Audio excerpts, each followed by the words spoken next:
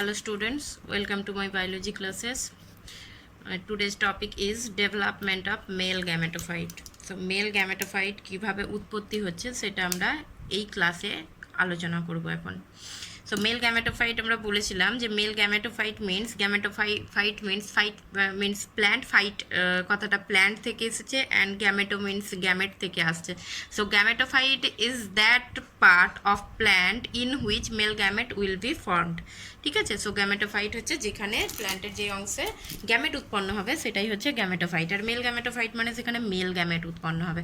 So এই mail gamete কীভাবে উৎপন্ন হচ্ছে সেটাই হচ্ছে এখন আমরা পড়ব।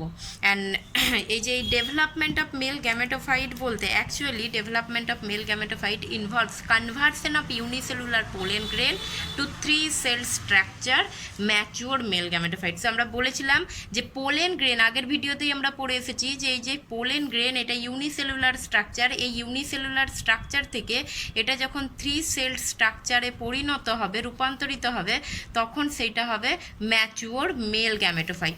ইউনিসেলুলার যে পোলেন গ্রেনটা হয়, এককোষী যে পোলেন গ্রেনটা, সেটাকে বলা হয় ইম্যাচিওর মেল গ্যামেটোফাইট। এবার এই পোলেন গ্রেনটাই ডিভাইড করে যখন 3 সেল স্ট্রাকচার তৈরি করবে তখন সেইটা হবে ম্যাচিওর গ্যামেটোফাইট। তখন সেইটাকে আমরা ম্যাচিওর মেল গ্যামেটোফাইট বলবো, তখন মেল গ্যামেটোফাইট বলবো। ঠিক আছে, এবং এই গ্যামেটোফাইটের মধ্যে কি হবে না মেল গ্যামেট ফর্মেশন হবে, মেল গ্যামেট থাকবে। সো সেটাই এখানে বলা হয়েছে যে conversion of unicellular pollen grain to 3 cell structure mature male gametophyte containing male gametes, মানে যেটা মেল গ্যামেটকে বহন করবে সেটাকে বলা হচ্ছে। অ্যান্ড এই প্রসেসটা, অর্থাৎ এই যে এই মেল গ্যামেট ফর্মেশন হচ্ছে, এই মেল গ্যামেট ফর্মেশন হওয়ার প্রসেসটাকে আর একটা বলা হয় microgametogenesis. Microgametogenesis. So process of formation of male gamete is called microgametogenesis. Genesis mean generation, that is male gamete generate হচ্ছে বা ফরমেশন হচ্ছে। গ্যামেটো মিনস গ্যামেট এসেছে, মেল গ্যামেট, অ্যান্ড মাইক্রো কতটা এসেছে তার কারণ হচ্ছে যে মেল গ্যামেটগুলো আকার আকৃতিতে খুবই ক্ষুদ্র হয়, সেই জন্য এটাকে মাইক্রোগ্যামেটোজেনেসিস বলা হচ্ছে। সো মেল গ্যামেট ফরমেশনের প্রসেসটাকে মাইক্রোগ্যামেটোজেনেসিস বলা হচ্ছে। এবার কিভাবে হচ্ছে না, এটা যখন মাইক্রোগ্যামেটোজেনেসিস হবে একদম প্রথমেই কি হবে না যে পোলেন গ্রেনের যে সাইজটা থাকে সেটা এক্সপ্যান্ড করবে, মানে পোলেন গ্রেনটা আকার আকৃতিতে বৃদ্ধি পাবে, অর্থাৎ development begins with the expansion of pollen grain. Pollen গ্রেনটা সাইজে বৃদ্ধি পাবে। তার সঙ্গে কি হচ্ছে না then single large vacuole is formed and the centrally placed nucleus becomes eccentric. So এটা ইম্পর্টেন্ট আর মনে রাখতে হবে। অর্থাৎ প্রথম আমরা যে স্ট্রাকচারটা পোলেন গ্রেনের যে স্ট্রাকচারটা দেখানো হচ্ছে এটা হচ্ছে একটা সিঙ্গেল ইউনিসেলুলার পোলেন গ্রেন। এখানে যে স্ট্রাকচারটা দেখানো হয়েছে সেখানে যে নিউক্লিয়াসটা থাকছে, নিউক্লিয়াসটা কিন্তু সেন্ট্রালি প্লেসড রয়েছে, মানে একদম কেন্দ্রভাগে নিউক্লিয়াসটা থাকছে এবং কোনো কিন্তু ভ্যাকুয়েল এখানে থাকছে না, অর্থাৎ এখানে সাইটোপ্লাজমের মধ্যে কোনো ভ্যাকুয়েল দেখা যায় না। পরবর্তীকালে কি হচ্ছে, এখান থেকে কনভার্সন, মানে যখন ডেভেলপমেন্ট মেল গ্যামেটোফাইটের ডেভেলপমেন্ট স্টার্ট হবে তখন এই পোলেন গ্রেনটা সাইজে বৃদ্ধি পেল, অর্থাৎ এক্সপ্যান্ড করলো। এক্সপ্যান্ড করার সঙ্গে সঙ্গে এই সেন্ট্রালি প্লেসড যে নিউক্লিয়াসটা ছিল, এই সেন্ট্রালি প্লেসড নিউক্লিয়াসটা ডিসপ্লেসড হয়ে গেল, অর্থাৎ এর প্লেস থেকে মানে সেন্টার থেকে এটা পেরিফেরির দিকে চলে এসেছে। সো প্রথমে সেন্টারে ছিল, তারপরে এটা কিন্তু পেরিফেরি অর্থাৎ একদম প্লাজমা মেমব্রেনের দিকে চলে এসেছে। সো এই ধরনের নিউক্লিয়াসকে বলা হয় ইসেন্ট্রিক নিউক্লিয়াস, যেখানে নিউক্লিয়াসটা পেরিফেরির দিকে থাকে। সো এটা হচ্ছে ইসেন্ট্রিক নিউক্লিয়াস। সো প্রথম স্টেজে একদম সেন্টারে থাকছে, তারপরে কিন্তু পেরিফেরির দিকে আসছে। অ্যান্ড এই যে জিনিসগুলো দেখানো হচ্ছে এগুলো ভ্যাকুয়েল তৈরি হয়েছে, অর্থাৎ সেন্টারটা যখনই ফাঁকা হয়ে গেল, নিউক্লিয়াসটা যখনই সরে চলে এলো পেরিফেরির দিকে, তখন কিন্তু এখানে কিছু ভ্যাকুয়েল সৃষ্টি হলো। সো এটা গেল, এটা হচ্ছে ইসেন্ট্রিক নিউক্লিয়াস হলো, অ্যান্ড এখানে ভ্যাকুয়েল কিছু তৈরি হলো। আচ্ছা, এরপর কি হবে না নেক্সট হচ্ছে the nucleus of pollen grain divides mitotically to form two unequal cells. Again একটা ইম্পর্টেন্ট টার্ম, অর্থাৎ এরপর এই যে নিউক্লিয়াসটা রয়েছে, অর্থাৎ এই পোলেন গ্রেনের যে নিউক্লিয়াসটা রয়েছে, এই পোলেন গ্রেনের নিউক্লিয়াসটা এরপর ডিভাইড করবে। ডিভিশনটা কি হবে মনে রাখতে হবে, ডিভিশন কিন্তু মাইটোসিস পদ্ধতিতে হবে। অ্যান্ড এখানে যে নিউক্লিয়াসটা আছে এটা কি হ্যাপ্লয়েড নিউক্লিয়াস, তার মানে মাইটোসিস পদ্ধতিতে ডিভাইড করলে যে সেলগুলো তৈরি হবে সেইগুলোও কিন্তু এরপর হ্যাপ্লয়েড তৈরি হবে। সো মাইটোসিস পদ্ধতিতে ডিভিশন করছে, অ্যান্ড ডিভিশনের পর যেটা হবে সেটা কিন্তু দুটো আনইকুয়াল সেল তৈরি হবে। আনইকুয়াল মিনস অসমান, মানে একটা সেল হচ্ছে লার্জ, একটা বৃহৎ আকৃতির সেল হবে এবং একটা হচ্ছে স্মল সেল হবে। যেটা বৃহৎ আকৃতির যে সেলটা সেটাকে বলা হয় ভেজিটেটিভ সেল, অ্যান্ড স্মল আকৃতির যে সেলটা হবে সেটাকে বলা হচ্ছে জেনারেটিভ সেল। সো এটা আফটার ডিভিশন এই স্ট্রাকচারটা দেখানো হচ্ছে আফটার ডিভিশন। সো এখানে এইটা হচ্ছে এই যে সেলটা আমরা দেখাচ্ছি এই সেলটা হচ্ছে vegetative cell. So it is vegetative cell অর্থাৎ লার্জ সেল, অ্যান্ড এই সেলটা সবুজ কালি দিয়ে যেটা দেখানো হয়েছে সেটা এই সেলটাকে বলা হচ্ছে generative cell. So generative cell. And এই নিউক্লিয়াসটা যেটা দেখানো হচ্ছে এই নিউক্লিয়াসটা হচ্ছে কি না ভেজিটেটিভ নিউক্লিয়াস, মানে ভেজিটেটিভ সেলের নিউক্লিয়াস, সেই জন্য এটা হচ্ছে ভেজিটেটিভ নিউক্লিয়াস, এটা ভেজিটেটিভ নিউক্লিয়াস।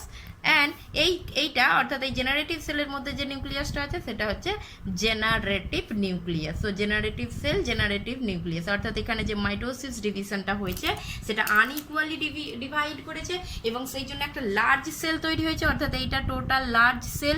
এই লার্জ সেলটা হচ্ছে ভেজিটেটিভ সেল, তার নিউক্লিয়াসটাকে বলছি আমরা ভেজিটেটিভ নিউক্লিয়াস। একটা লার্জ নিউক্লিয়াস রয়েছে, ইরেগুলার নিউক্লিয়াস রয়েছে এবং সাইটোপ্লাজমটার মধ্যে প্রচুর ফুড ম্যাটেরিয়াল রিজার্ভড অবস্থায় রয়েছে।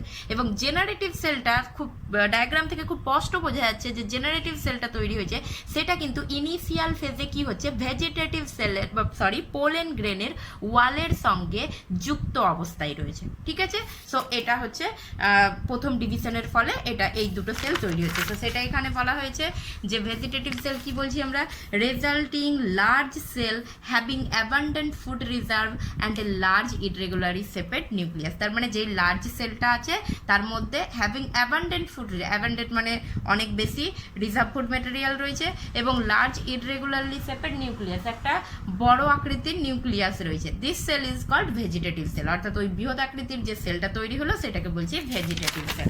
অ্যান্ড নেক্সট হচ্ছে generative cell, the smaller spindle separate cell with dense cytoplasm and haploid nucleus called generative cell. এবং এই যে স্পিন্ডেল যে স্ট্রাকচারটা দেখতে পাচ্ছি আমরা, স্ট্রাকচারটা স্পিন্ডেল সেপারেট মানে মাকু আকৃতির এক ধরনের স্ট্রাকচার তৈরি হয়েছে, এই সেলটা হচ্ছে জেনারেটিভ সেল। আচ্ছা, এখানে জেনারেটিভ সেল কেন বলছি, এটার নাম কেন জেনারেটিভ দেওয়া হয়েছে আর এইটার নাম বা কেন ভেজিটেটিভ দেওয়া হয়েছে? ভেজিটেটিভ আমরা সেই সমস্ত পার্টগুলোকে বলি যে প্ল্যান্টের ক্ষেত্রে যেগুলো রিপ্রোডাকশনে সাধারণত সাহায্য করে না সেইগুলোকে বলি ভেজিটেটিভ পার্ট। সো এই যে ভেজিটেটিভ সেলটা তৈরি হলো পোলেন গ্রেনের মধ্যে, এই ভেজিটেটিভ সেলটা কিন্তু ফার্দার রিপ্রোডাকশনে সাহায্য করবে না, দ্যাটস ওয়াই এটাকে ভেজিটেটিভ সেল বলা আছে। অ্যান্ড জেনারেটিভ কথাটা এসেছে জেনারেশন থেকে, জেনারেশন মানে ফর্মেশন, তার মানে এই জেনারেটিভ সেল যেটা তৈরি হলো এই জেনারেটিভ সেল কিছু ফর্ম করবে। কি ফর্ম করবে না, এই জেনারেটিভ সেলটাই পরবর্তীকালে মেল গ্যামেট তৈরি করবে। সো দ্যাটস ওয়াই এটাকে আমরা বলছি generative cell. Okay, so generative সেলের ক্ষেত্রে আমরা কি বললাম যে এটা হচ্ছে হ্যাপ্লয়েড নিউক্লিয়াস রয়েছে, ডেন্স সাইটোপ্লাজম রয়েছে এবং স্মলার হবে এবং it remain attached with the pollen wall initially, অর্থাৎ প্রাথমিকভাবে এটা পোলেন ওয়ালের সঙ্গে কিন্তু অ্যাটাচড অবস্থায় রয়েছে। পরবর্তীকালে এই ডায়াগ্রামটা দেখো, পরবর্তীকালে কি দেখাচ্ছি, পরবর্তীকালে যেমন ভেজিটেটিভ সেল ছিল ভেজিটেটিভ সেল রইল, অ্যান্ড যে জেনারেটিভ সেলটা ছিল সে এটা হচ্ছে জেনারেটিভ সেল। সো জেনারেটিভ সেলটা কিন্তু ওয়াল থেকে ডিট্যাচ হয়ে গেছে। সো পোলেন ওয়াল থেকে ডিট্যাচ হয়ে গেছে, অর্থাৎ আগের ডায়াগ্রামে একদম পোলেন ওয়ালের সঙ্গে যুক্ত হয়েছিল, এখানে কিন্তু ডিট্যাচ হয়ে গেছে এবং জেনারেটিভ সেলটা পোলেন ওয়াল থেকে ডিট্যাচ হয়ে গিয়ে এই টোটাল ভেজিটেটিভ লার্জার সেল যেটা, অর্থাৎ টোটাল এই ভেজিটেটিভ সেলের মধ্যে ফ্লোট করছে, মানে ভেসে রয়েছে, দেখে মনে হচ্ছে যে না ভেসে রয়েছে। সো এখানে generative cell detaches from pollen grain wall and floats in the cytoplasm of the vegetative cell. Vegetative সেলের সাইটোপ্লাজমে এখানে ভেজিটেটিভ সেলের সাইটোপ্লাজমে ফ্লোট করছে। সো এখানে অ্যাকচুয়ালি একটা cell within the cell structure formation হয়েছে। সেল উইদিন দ্য সেল মানে কি না, cell within the cell means হচ্ছে সেলের মধ্যে cell. So cell within the cell structure, cell within the cell structure. So cell within the cell structure means এখানে হচ্ছে generative সেলটা ভেজিটেটিভ সেলের মধ্যে কিন্তু ফ্লোট করছে। সো ভেজিটেটিভ সেলের মধ্যে টোটাল জেনারেটিভ সেলটা রয়েছে, সো সেই জন্য এটাকে cell within the cell structure বলছি। এই স্টেজে এটা তৈরি হয়েছে। সো এটা হচ্ছে টু সেলড স্টেজ, মানে এখানে আমরা দেখতে পাচ্ছি পোলেন গ্রেনটা সিঙ্গেল সেল থেকে টু সেলড স্ট্রাকচারে পরিণত হয়ে গেছে, যেখানে একটা ভেজিটেটিভ সেল রয়েছে এবং একটা জেনারেটিভ সেল রয়েছে। ওকে, সো নেক্সট কি হচ্ছে না, নেক্সট হচ্ছে এই যে এই ভেজিটেটিভ সেলটা, এরপর এই ভেজিটেটিভ সেল কিন্তু আর ফার্দার ডিভাইড করবে না, এবার যে জেনারেটিভ সেলটা ছিল সেই জেনারেটিভ সেলটা ডিভাইড করছে। সো এই স্টেজটা দেখানো হচ্ছে dividing stage of generative cell. So generative cell এখানে ডিভাইড করছে, সো ভেজিটেটিভ সেল ফার্দার কিন্তু ডিভাইড করবে না, জেনারেটিভ সেল ডিভাইড করবে। অ্যান্ড অবশ্যই মনে রাখতে হবে আগেন ডিভিশনটা হবে মাইটোসিস পদ্ধতিতে। সো মাইটোটিক্যালি ডিভাইড করছে, and after the division, mitosis division, এই জেনারেটিভ সেলটা ডিভাইড করে দুটো স্মল আকৃতির মেল গ্যামেট তৈরি করছে। সো এখানে যে দুটো সেল তৈরি হয়েছে এরা হচ্ছে মেল গ্যামেট। সো এগুলো হচ্ছে দুটো মেল গ্যামেট তৈরি করলো। অ্যান্ড এই জায়গায় এসে এই পোলেন গ্রেনটা কিন্তু হলো 3 সেলড স্ট্রাকচার, অ্যান্ড এই 3 সেলড স্ট্রাকচারটাকেই আমরা এখন বলবো mature male gametophyte. So mature male গ্যামেটোফাইটের মধ্যে কি থাকছে না, ম্যাচিওর মেল গ্যামেটোফাইটের মধ্যে একটা ভেজিটেটিভ সেল থাকবে আর দুটো মেল গ্যামেট থাকবে। সো এটা হচ্ছে ম্যাচিওর মেল গ্যামেটোফাইট। আচ্ছা, এবার এই যে ডিভিশনটা হলো এটা দেখালাম, এটা কিন্তু 40% অ্যাঞ্জিওস্পার্মের ক্ষেত্রে দেখতে পাই আমরা। মিনস কি না, ইন 40% অফ প্ল্যান্ট এখানে অ্যাঞ্জিওস্পার্মিক প্ল্যান্ট বলতে পারি আমরা, ইন 40% অফ অ্যাঞ্জিওস্পার্মিক প্ল্যান্ট, অর্থাৎ যেগুলো গুপ্তবীজী যে উদ্ভিদগুলো রয়েছে। So angiospermic plant generative cell again divides mitotically to give rise to non motile male gamete. So male gamete যেগুলো তৈরি হয়েছে সেগুলোই কোনো ফ্লাজেলা থাকবে না, মনে রাখতে হবে। So without any flagella, that's why এটাকে বলছি আমরা নন মোটাইল। সো তার মানে 40% প্ল্যান্টের ক্ষেত্রে যে মেল গ্যামেটটা ফর্মেশন হচ্ছে, সে মেল গ্যামেটটা কিন্তু পোলেন গ্রেন যখন অ্যান্থারের মধ্যে প্রেজেন্ট থাকে তখনই কিন্তু ফর্মেশন হয়ে যায়। সো অ্যান্থারের মধ্যে থাকাকালীন, পোলেন গ্রেন থাকাকালীন 40% অ্যাঞ্জিওস্পার্মিক প্ল্যান্টের মধ্যে মেল গ্যামেট ফর্মেশন হয়ে যাচ্ছে। এবং এই 40% অ্যাঞ্জিওস্পার্মিক প্ল্যান্ট বলতে মেনলি কিন্তু মনোকট প্ল্যান্টের ক্ষেত্রে বলছি, ঠিক আছে। সো মেনলি মনোকট প্ল্যান্টের ক্ষেত্রে যখন তারা অ্যান্থারের মধ্যে প্রেজেন্ট থাকছে তখনই কিন্তু এই মেল গ্যামেটটা ফর্মেশন হয়ে যাচ্ছে। অ্যান্ড মেল গ্যামেট ফর্মেশন হয়ে যাওয়ার পর তারা 3 সেলস স্টেজ স্ট্রাকচারে তারা কিন্তু অ্যান্থার থেকে বেরিয়ে আসছে, এবং বেরিয়ে এসে কোথায় যাবে, তারা হচ্ছে স্টিগমার মধ্যে পড়বে, মানে পলিনেশন ঘটবে। সো এটা তো গেল 40% প্ল্যান্টের ক্ষেত্রে। তাহলে what about the other 60% plant? Other 60% প্ল্যান্টের ক্ষেত্রে কি ঘটনা ঘটবে? সো 60% প্ল্যান্টের ক্ষেত্রে কি হয় না, অন্য যে 60% প্ল্যান্ট আছে তাদের ক্ষেত্রে কি হয়, তাদের ক্ষেত্রে এই স্ট্রাকচার অর্থাৎ 2 সেল স্ট্রাকচার যখন ফর্মেশন হয়েছে, মানে একটা ভেজিটেটিভ সেল আর একটা জেনারেটিভ সেল রয়েছে, এবং জেনারেটিভ সেলটা ভেজিটেটিভ সেলের মধ্যে ফ্লোট করছে, ঠিক সেই অবস্থাতেই পোলেন গ্রেনটা অ্যান্থার থেকে বেরিয়ে আসে। তার মানে অ্যান্থার থেকে যখন পোলেন গ্রেন রিলিজ হয়ে যাচ্ছে তখনও কিন্তু মেল গ্যামেট তৈরি হবে না। সো মেজরিটি অফ প্ল্যান্টের ক্ষেত্রে 2 সেল স্ট্রাকচার, খুব ইম্পর্টেন্ট কোয়েশ্চেন, মনে রাখতে হবে যে মেজরিটি অফ প্ল্যান্টের ক্ষেত্রে 2 সেল স্ট্রাকচার অবস্থাতেই পোলেন গ্রেনটা অ্যান্থার থেকে রিলিজ করে যায়। তার মানে তখনও কিন্তু সেখানে কোনো মেল গ্যামেট তৈরি হয় না। সো অ্যান্থার যখন রিলিজ করলো, অ্যান্থার থেকে যখন পোলেন গ্রেন রিলিজ করলো, রিলিজ করার পর কোথায় যাবে না, রিলিজ করার পর সিম্পলি যে স্টিগমা আছে, অর্থাৎ আমরা যদি এখানে দেখাই, সো স্টিগমা এরকম একটা স্ট্রাকচার স্টিগমা আছে, সেই স্টিগমার উপরে কে পড়বে, স্টিগমার উপরে পোলেন গ্রেন পড়বে। সো আমি সিম্পলিফাইড ফর্মে দেখাচ্ছি। সো এটা হচ্ছে পোলেন গ্রেন। সো এই পোলেন গ্রেনগুলো এসে স্টিগমার উপরে পড়বে। তার মানে স্টিগমার উপরে পোলেন গ্রেন পড়ছে, মানে এই ঘটনাটাকে কি বলা হয়, পলিনেশন বলা হচ্ছে। সো এই ঘটনাটা হচ্ছে পলিনেশন। সো পলিনেশন ঘটে যাচ্ছে, অর্থাৎ পলিনেশনের আগে কিন্তু মেল গ্যামেট এখানে তৈরি হচ্ছে না, পলিনেশনের পর মেল গ্যামেট তৈরি হবে। সো সেটা এখানে বলা হয়েছে যে in over 60% of angiosperm pollen grain released from anther at 2 cell stage. খুব ইম্পর্টেন্ট, মনে রাখতে হবে যে যখন দুটো সেল স্ট্রাকচার হয়, স্টেজ হয়, সেই অবস্থাতেই কিন্তু 60% প্ল্যান্টের ক্ষেত্রে পোলেন গ্রেনটা রিলিজ করে যায়। এবং এই দুটো সেল কি কি থাকে, একটা ভেজিটেটিভ সেল থাকে আর একটা হচ্ছে জেনারেটিভ সেল থাকে, ঠিক আছে। এবং the liberated pollen grain falls on the stigma. So এই যে পোলেন গ্রেনটা যেটা রিলিজ হওয়া যে পোলেন গ্রেন, সেটা যে স্টিগমায় ফল হলো, সেই ঘটনাটাকে, সেই প্রসেসটাকেই বলা হচ্ছে পলিনেশন। সো পলিনেশন হচ্ছে and produces A pollen tube. এবং যখন পলিনেশন হবে এরপর এখানে একটা পোলেন টিউব তৈরি হবে। এবার পোলেন টিউব জিনিসটা কি? পোলেন টিউব হচ্ছে এই যে এখানে পলিনেশন ঘটলো, অর্থাৎ স্টিগমার মধ্যে, গর্ভমুণ্ডের মধ্যে পোলেন গ্রেনগুলো পড়লো, এরপর সো এই যে পোলেন গ্রেনগুলো যে অ্যান্থারের মধ্যে পড়েছে, এরপর এই অ্যান্থার থেকে যে পোলেন গ্রেনগুলো স্টিগমার মধ্যে পড়েছে, এই স্টিগমা কিছু সুগার সলিউশন রিলিজ করে, কিছু সুগার সলিউশন সিক্রিট করে বলতে পারি। এবং এই যে সুগার সলিউশনটা আছে, এই সুগার সলিউশনটা পোলেন গ্রেন কি করবে, অ্যাবজর্ব করবে।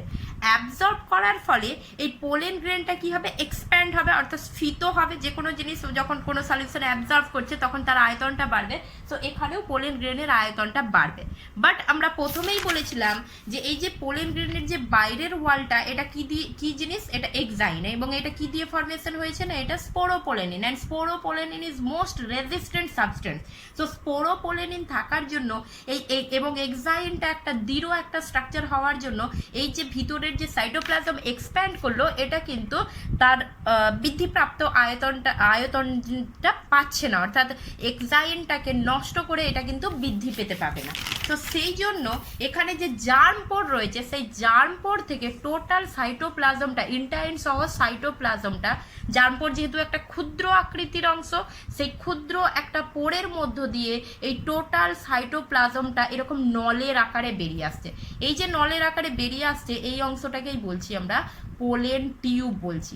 সো জার্ম পোর থেকে এক্সাইন যেমন ছিল সেই রকমই রইলো। এক্সাইনটাকে যেহেতু নষ্ট করা যাচ্ছে না, সেই জন্য এখানে টোটাল সাইটোপ্লাজমটা একটা পোরের মধ্যে দিয়ে এক্সপ্যান্ড হয়ে, অর্থাৎ আয়তনে বৃদ্ধি হয়ে একটা নল আকারে বেরিয়ে আসছে। এটাকে বলছি আমরা পোলেন টিউব। অ্যান্ড এই পোলেন টিউবের মধ্যে সাইটোপ্লাজমে যেহেতু ভেজিটেটিভ সেল ছিল, ভেজিটেটিভ সেল রয়েছে। সো এটা ভেজিটেটিভ সেল, পোলেন টিউবের মধ্যে ভেজিটেটিভ সেল রয়েছে অগ্রভাগে, এবং তার পশ্চাৎ থেকে থাকছে জেনারেটিভ সেল থাকছে। অ্যান্ড এই জেনারেটিভ সেলটা এরপর নেক্সট স্টেজে এই জেনারেটিভ সেলটা আবার মাইটোটিক্যালি ডিভাইড করবে, মানে পোলেন টিউবের মধ্যে মাইটোটিক্যালি ডিভাইড করলো, ডিভাইড করে দুটো মেল গ্যামেট তৈরি করছে। সো এটা হচ্ছে দুটো মেল গ্যামেট তৈরি হচ্ছে। তার মানে 60% বা মেজরিটি প্ল্যান্টের ক্ষেত্রে যে মেল গ্যামেটটা তৈরি হয় সেটা হচ্ছে আফটার পলিনেশন। সো পলিনেশন হয়ে যাওয়ার পর কিন্তু মেল গ্যামেটটা তৈরি হয়। সেই জন্য এই ধরনের ডেভেলপমেন্টকে আমরা বলতে পারি পোস্ট পলিনেশন ডেভেলপমেন্ট। তার মানে একটা এখানে মেল গ্যামেট যে ডেভেলপমেন্টটা হচ্ছে, সেখানে দুটো ধরনের ডেভেলপমেন্ট আমরা দেখতে পেতে পারি। একটা হচ্ছে যে প্রি পলিনেশন ডেভেলপমেন্ট, আর একটা হচ্ছে পোস্ট পলিনেশন ডেভেলপমেন্ট। যেটা 40% প্ল্যান্ট, সে 40% প্ল্যান্টের ক্ষেত্রে মেল গ্যামেট ফর্মেশনটা কিন্তু প্রি পলিনেশনের মধ্যে পড়ছে। অর্থাৎ এখানে প্রি পলিনেশন ডেভেলপমেন্ট মানে পলিনেশন হওয়ার আগেই কিন্তু এখানে মেল গ্যামেটের ডেভেলপমেন্টটা ঘটে যাচ্ছে। সো আগের যেটা আমরা পড়ালাম 40%-এর ক্ষেত্রে, সেটা প্রি পলিনেশন ডেভেলপমেন্ট ঘটলো, অর্থাৎ পলিনেশনের আগেই মেল গ্যামেট ফর্মেশন হয়ে গেছে। আর বাকি 60% যে প্ল্যান্ট, মানে মোস্ট অফ দি অ্যাঞ্জিওস্পার্ম, অর্থাৎ এটা মেনলি হচ্ছে ডাইকটের ক্ষেত্রে দেখা যায়, তাদের ক্ষেত্রে কিন্তু পোস্ট পলিনেশন ডেভেলপমেন্ট ঘটে। মানে পলিনেশন হবে, অর্থাৎ 2 সেল স্টেজে এই যে এটা আসছে তোমার পোলেনটা আসছে, পোলেনটা স্টিগমার মধ্যে পড়বে, স্টিগমা কিছু সুগার সলিউশন রিলিজ করবে, সেই সুগার সলিউশন অ্যাবজর্ব করে পোলেনটা এক্সপ্যান্ড হবে, এবং জার্ম পোরের মধ্য দিয়ে পোলেনের সমস্ত সাইটোপ্লাজমটা কিন্তু টিউব আকারে বেরিয়ে আসবে। এটাকে বলা হচ্ছে পোলেন টিউব, এবং এই পোলেন টিউবের মধ্যে জেনারেটিভ সেল ডিভাইড করে মেল গ্যামেট তৈরি করবে। আচ্ছা, এবার এই যে ভেজিটেটিভ সেলটা আছে, এই ভেজিটেটিভ সেলটা কিন্তু টিউব ফর্মেশনে সাহায্য করছে, কেননা ম্যাক্সিমাম সাইটোপ্লাজমটা কার ছিল, ভেজিটেটিভ সেলেরই, এবং সেই সাইটোপ্লাজমটা এখানে বেরিয়ে আসছে, এবং এই ভেজিটেটিভ সেলের সাইটোপ্লাজমের মধ্যে কিন্তু জেনারেটিভ সেলটা ফ্লোট করেছিল। সেই জন্য ভেজিটেটিভ সেলের কিন্তু অপর একটা নাম হচ্ছে টিউব সেল। সো এটা মনে রাখতে হবে, ভেজিটেটিভ সেলের অপর একটা নাম হচ্ছে টিউব সেল, এবং এইটার নাম টিউব সেল এই কারণেই দেওয়া হয়েছে কেননা এটা পরবর্তীকালে আফটার পলিনেশন এটা পোলেন টিউব ফর্মেশনে সাহায্য করবে। সো যদি একটা ম্যাচিওর মেল গ্যামেটোফাইট জিজ্ঞাসা করা হয় যে what is mature male gametophyte, so mature male gametophyte হচ্ছে 3-celled pollen grain structure is called mature male gametophyte। তার মানে ম্যাচিওর মেল গ্যামেটোফাইট হচ্ছে পোলেন গ্রেন যখন 3-cell স্ট্রাকচারে থাকবে তখনই সেটাকে বলবো আমরা ম্যাচিওর মেল গ্যামেটোফাইট। ওকে।